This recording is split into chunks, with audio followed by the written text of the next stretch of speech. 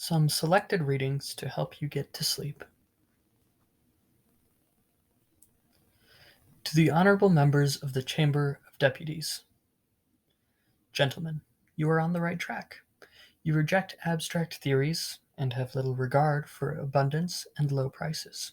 You concern yourselves mainly with the fate of the producer. You wish to free him from foreign competition. That is, to observe the domestic market for domestic industry. We come to offer you a wonderful opportunity for your, what shall we call it? Your theory? No, nothing is more deceptive than theory. Your doctrine? Your system? Your principle? But you dislike doctrines. You have a horror of systems.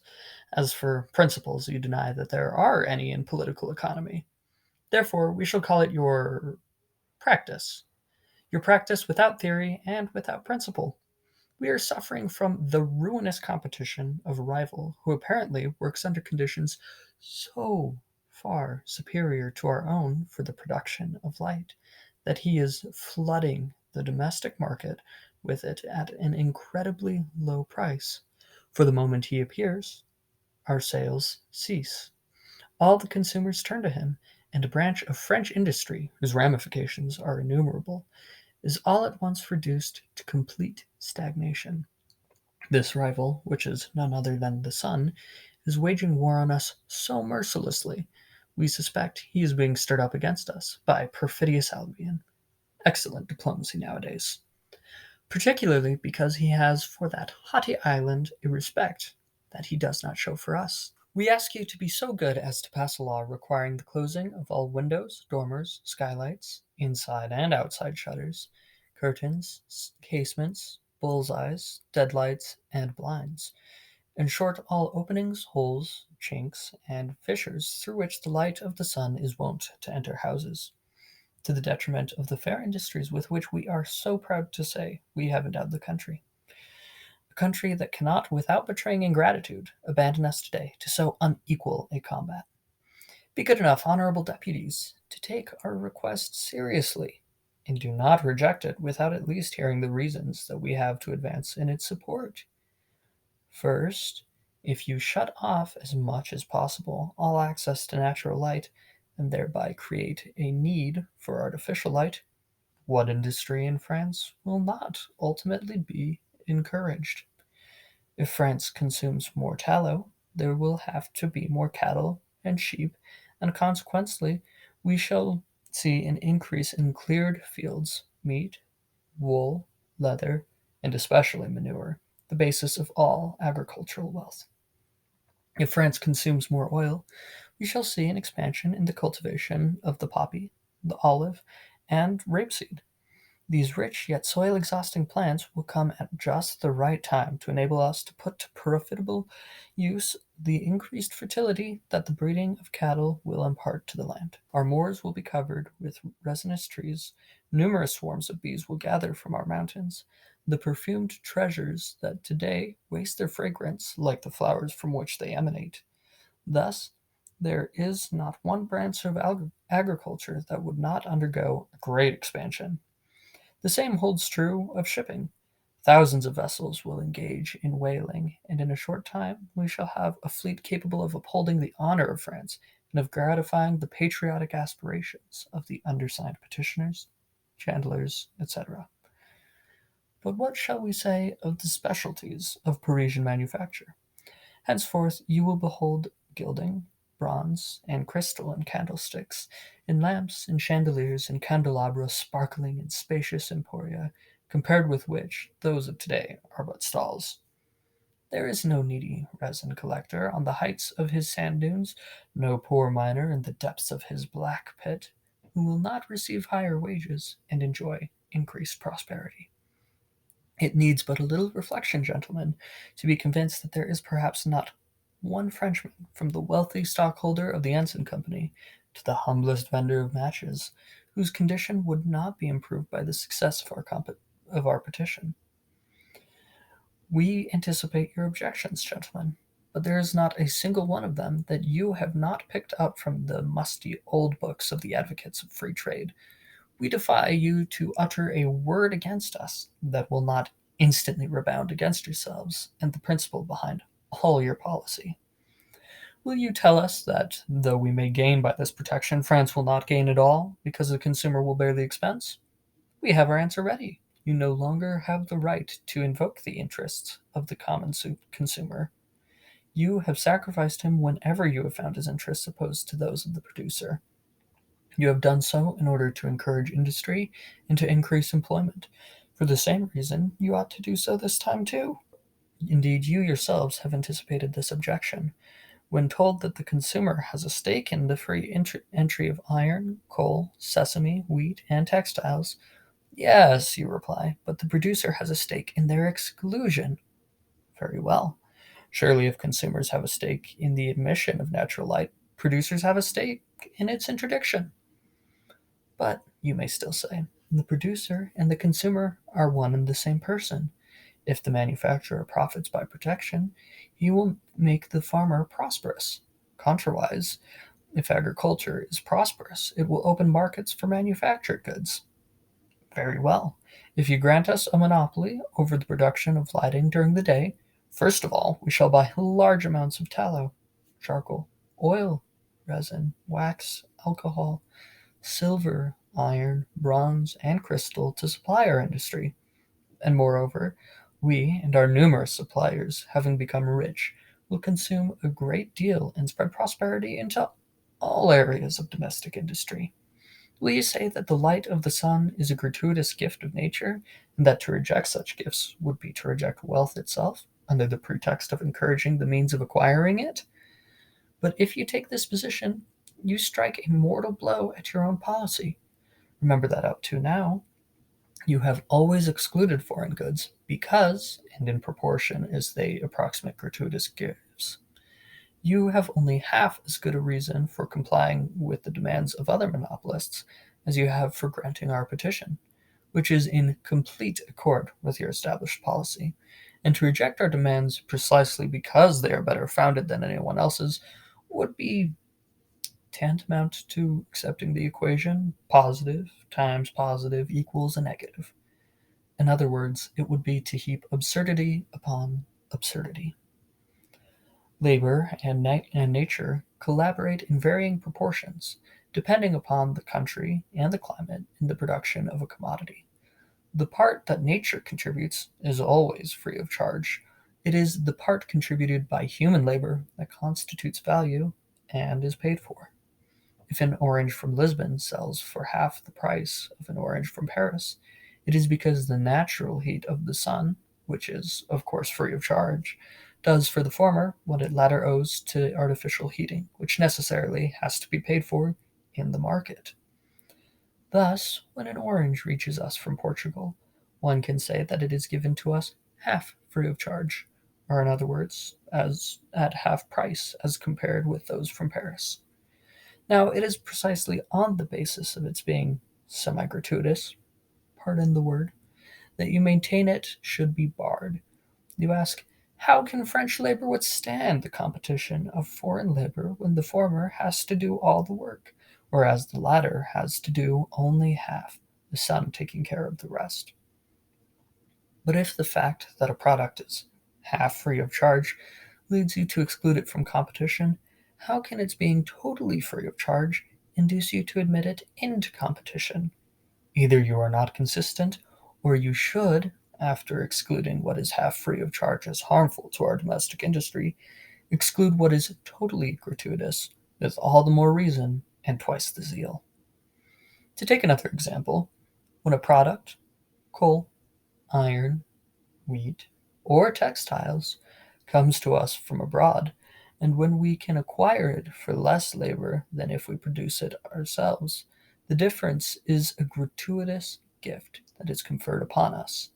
The size of this gift is proportionate to the extent of this difference.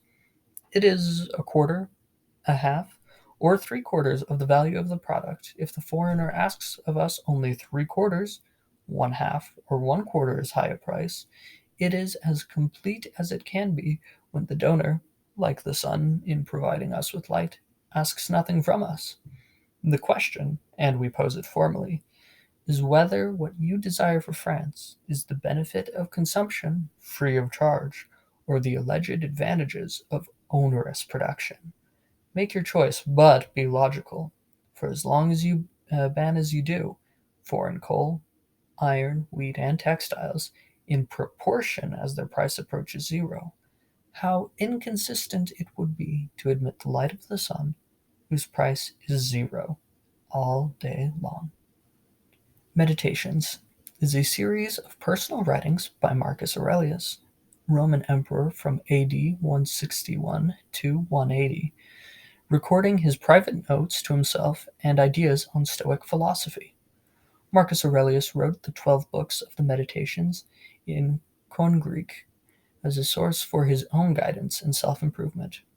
It is possible that large portions of the work were written at Cyrenium, where he spent much time planning military campaigns from 170 to 180. Some of it was written while he was positioned at Aquicium on campaign in Pannonia, because internal notes reveal that the first book was written when he was campaigning against the Quadi on the river Granova, and the second book was written at Carnuntum. It is unlikely that Marcus Aurelius ever intended these writings to be published. The work has no official title, so Meditations is one of the several titles commonly assigned to the collection. These writings take the form of quotations, varying in length from one sentence to long paragraphs. The Meditations is divided into 12 books that chronicle different periods of Aurelius's life. No book is in chronological order, as each was written for the author himself. The style of writing that permeates the text is one that is simplified, straightforward, and perhaps reflecting Aurelius's Stoic perspective. The central theme to Meditations is the importance of analyzing one's judgment of self and others and developing a cosmic perspective. You have the power to strip away many superfluous troubles located wholly in your judgment, and to possess a large room for yourself, embracing in thought the whole cosmos, to consider everlasting time, to think of the rapid change in the parts of each thing, of how short it is from birth until dissolution, and how the void before birth and that after dissolution are equally infinite. Aurelius advocates finding one's place in the universe and sees that everything came from nature, and so everything shall return to it in due time.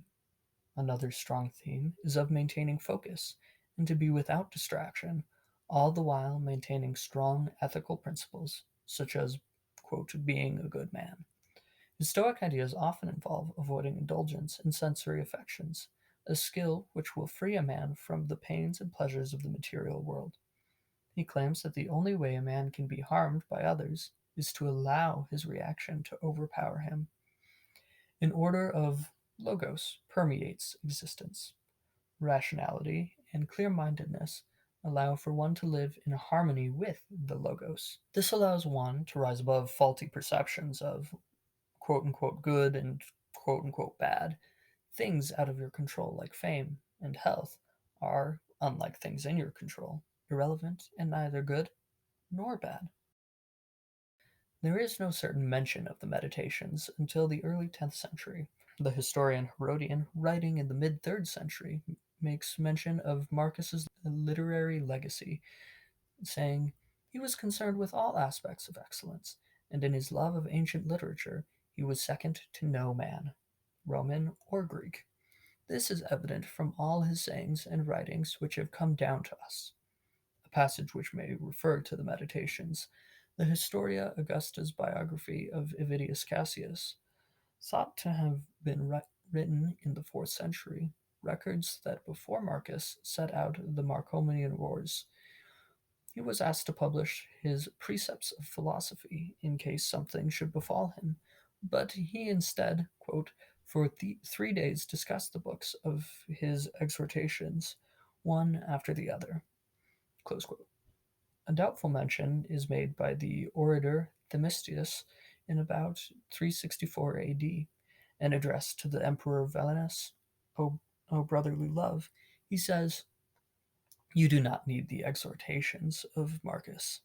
Another possible reference is the collection of Greek poems known as the Palatine Anthology, a work dating to the 10th century but containing much earlier material.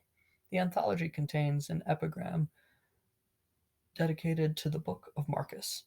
It has been proposed that this epigram was written by the Byzantine scholar Theophoclat Simokata in the 7th century. The first direct mention of the work comes from Arethius of Caesarea, a bishop who was a great collector of manuscripts. At some date before 907, he sent a volume of the Meditations to Demetrius, Archbishop of Heraclea, with a letter saying, quote, I have had for some time an old copy of the Emperor Marcus. Most profitable book, so old indeed that it is altogether falling to pieces. This I have had copied and am able to hand down to posterity in its new dress. Close quote.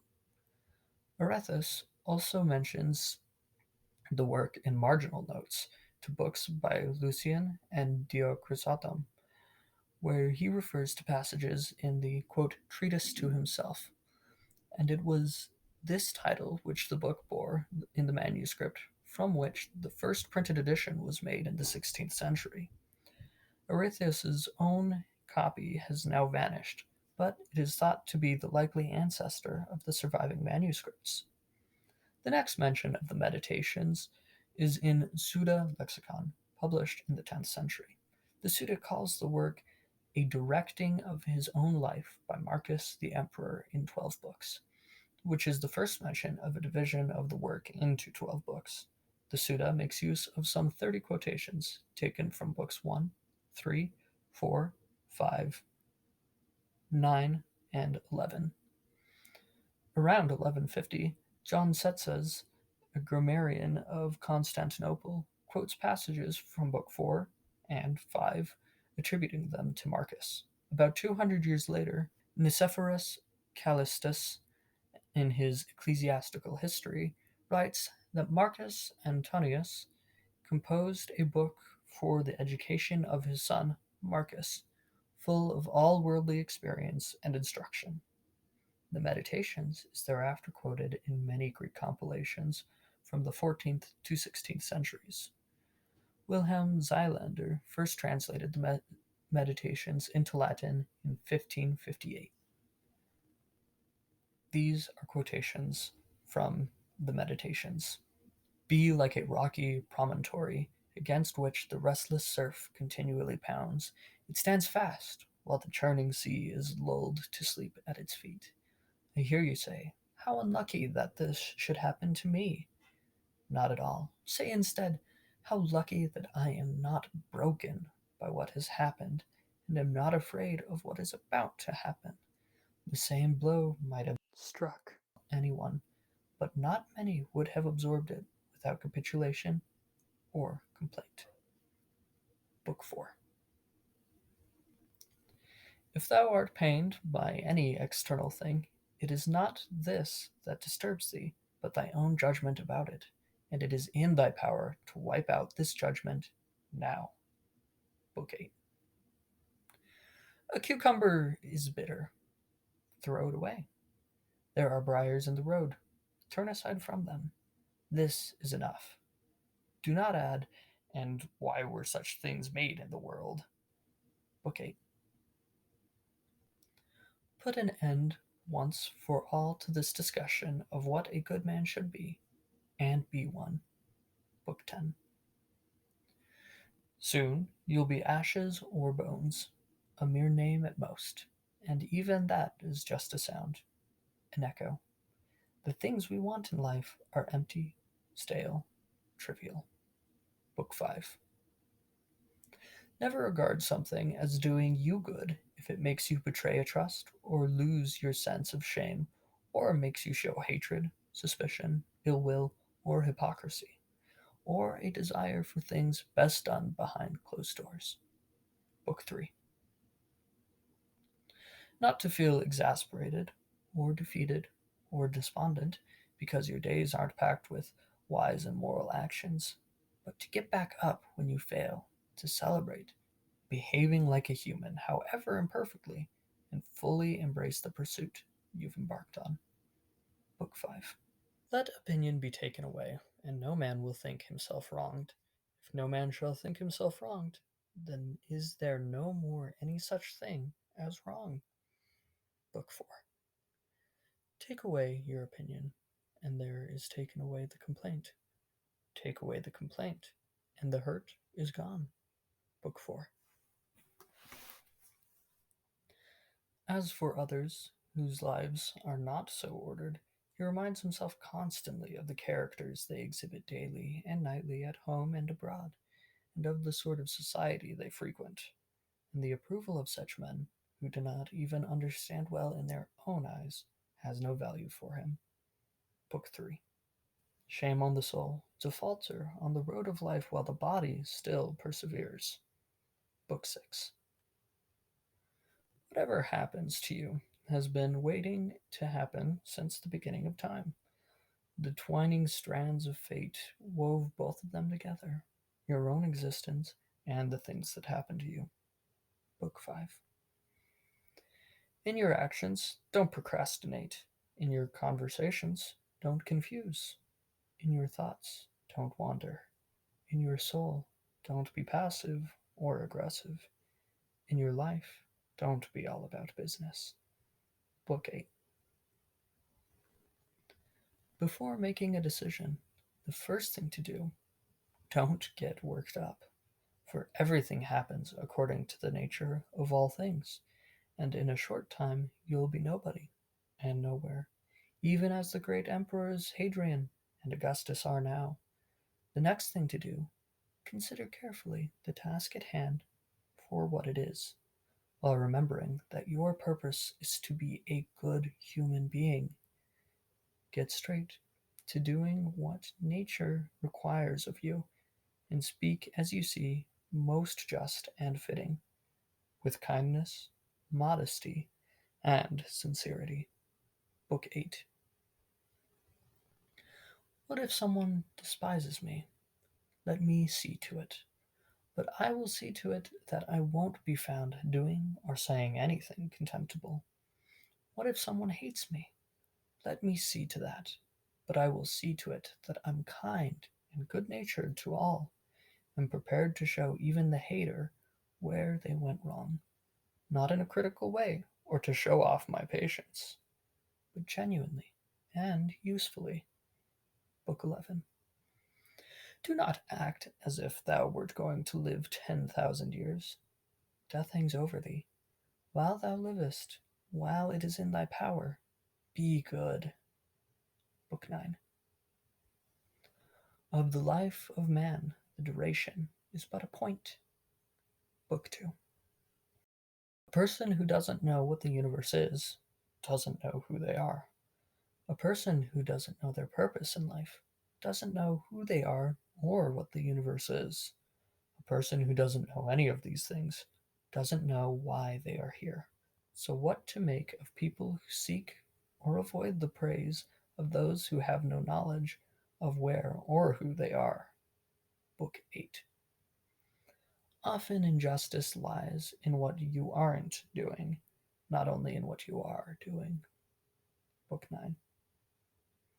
Whenever you suffer pain, keep in mind that it's nothing to be ashamed of, and that it can't degrade your guiding intelligence, nor keep it from acting rationally and for the common good.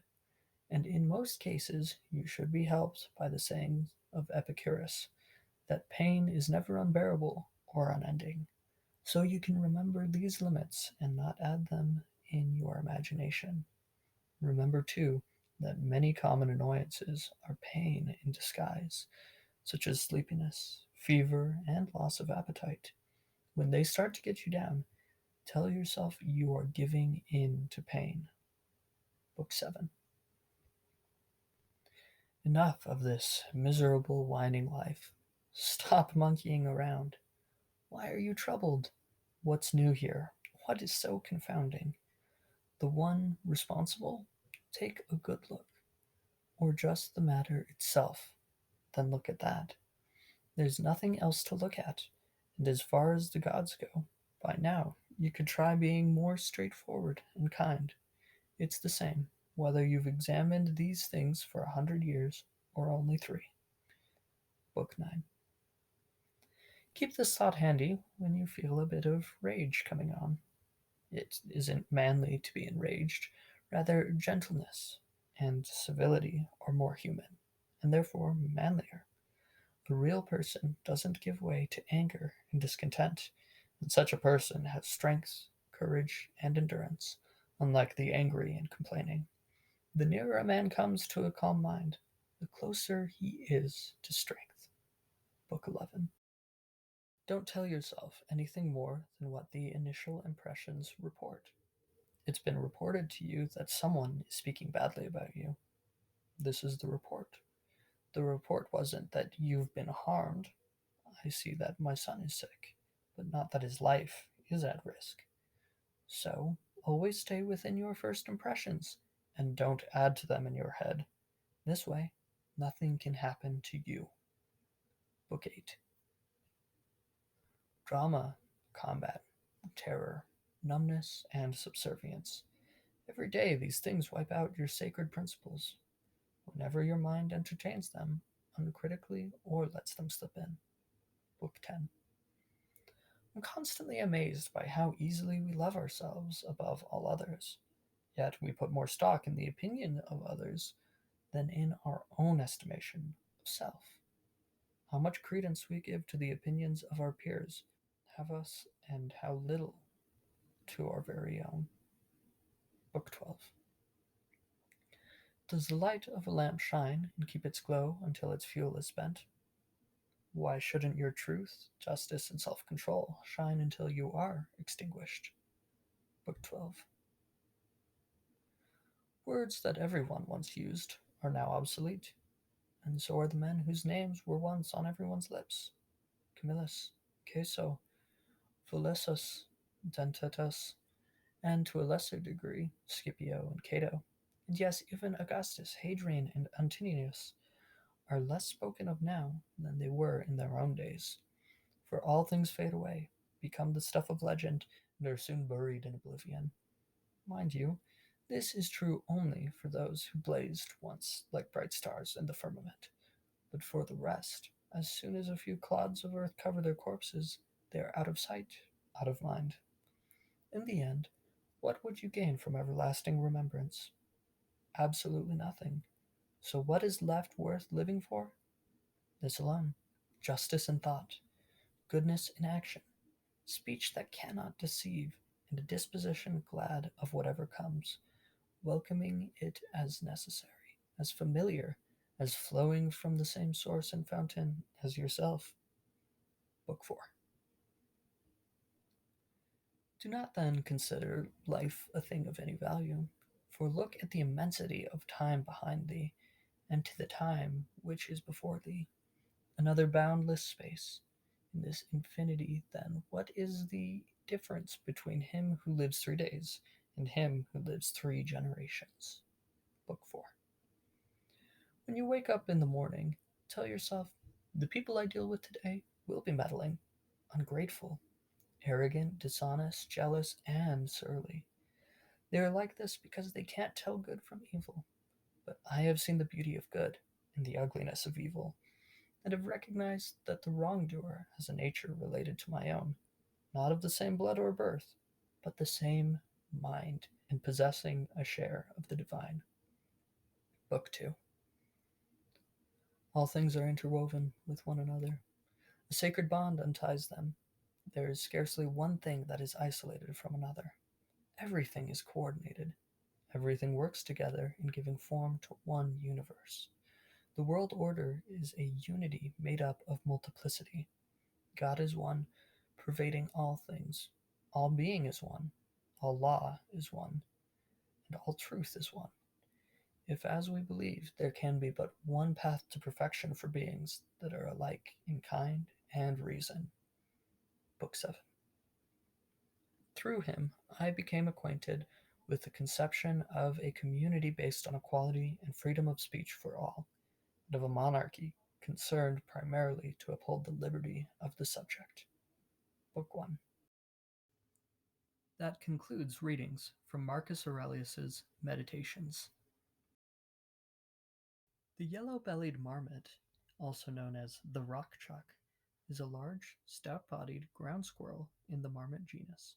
It is one of the 14 species of marmots and is native to mountainous regions of southwestern Canada and western United States, including the Rocky Mountains, Sierra Nevada, and Mount Rainier in the state of Washington, typically living above 2,000 meters. The fur is mainly brown with a dark bushy tail, yellow chest, and white patch between the eyes, and they weigh up to approximately 11 pounds. They live in burrows in colonies of up to 20 individuals with a single dominant male. They are diurnal and feed on plant material, insects, and bird eggs. They hibernate for approximately 8 months, starting in September and lasting through the winter.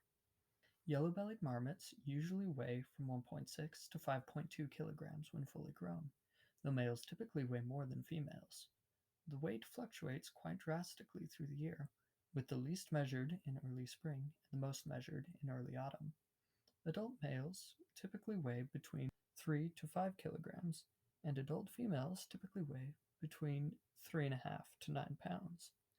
They measure from 47 to 68 centimeters in length, having a short tail measuring 13 to 21 centimeters, with buffy, reddish, and black hairs, and hind foot measuring 7 to 9 centimeters.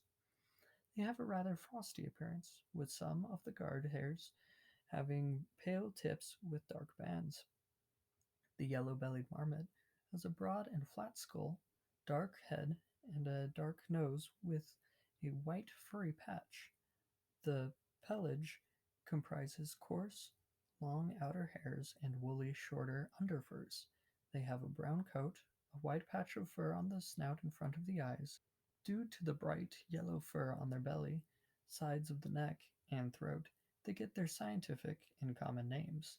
Their ears are small and round, measuring 1.8 to 2.2 centimeters in length, having a short white muzzle. Their back is reddish-brown in color with grizzled black and light gray tan. Their feet are yellowish to dark brown in color. They gain additional fat reserves in the autumn in preparation for hibernation. The yellow-bellied marmot lives in southwestern Canada and the western United States, including the Rocky Mountains and the Sierra Nevada. Northwards, its range extends into the southern British Columbia and goes eastwards up to the montane and basin regions of Wyoming, eastern Montana, Colorado, and southern Alberta. Southwards, its range extends into northern New Mexico. It inhabits steppes, meadows, talus fields, and other open habitats, sometimes on the edge of deciduous or coniferous forests. In Colorado, they are found from as low as 1,600 meters to over 4,300 meters of elevation. In central and eastern Washington, they are common at low elevations. They are also found in valleys, meadows, and foothills, and tend to occupy open areas which are free of vegetation. Their territory is about 2.5 hectares, around a number of burrows dug during the summer. They choose to dig burrows under rocks as it is less visible to likely predators. These predators include foxes, dogs, coyotes, wolves, and eagles. Upon seeing a predator, the yellow-bellied marmot whistles to warn the others in the area, after which it typically hides in a nearby rock pile until there is no more threat. Marmots reproduce starting at around 2 years of age and may live up to an age of 15. They reside in colonies of about 10 to 20 individuals. Each male marmot digs a burrow soon after it wakes from hibernation and starts looking for females to reproduce. By summer, it may have up to 4 female mates. Litters usually average 3 to 5 offspring per male. Only about half of those pups survive and become yearlings. Marmots have a harem polygynous mating system in which the male reproduces with 2 or 3 females at the same time. Female offspring tend to stay in the area around their home, while male offspring typically leave when they are yearlings and will defend 1 or more females. Yellow-bellied marmots spend about 80% of their lives in their burrows, 60% of which is spent in hibernation. They often spend midday and night in a burrow as well. These burrows are usually constructed on a slope, such as a hill, mountain, or cliff. The hibernating burrows can be up to 16 to 23 feet deep. However, the burrows constructed for daily use are usually only about 3 feet and 3 inches deep. Their hibernation period varies on elevation, but it is typically from September to May. Occasionally, they climb trees and other flora, though they are usually terrestrial. Yellow-bellied marmots are diurnal and are less active during the night.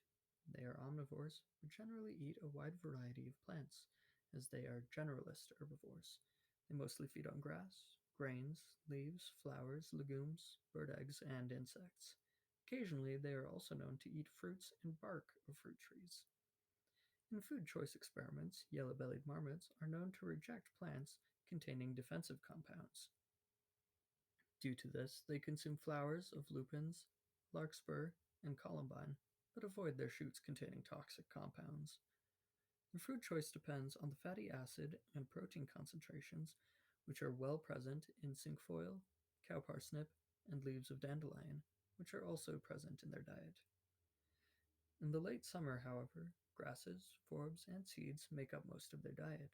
They also like to feed on alfalfa and clover. They drink less water as their plant diet mostly serves their water requirements. I hope you get a phenomenal night's rest. Good night, dear.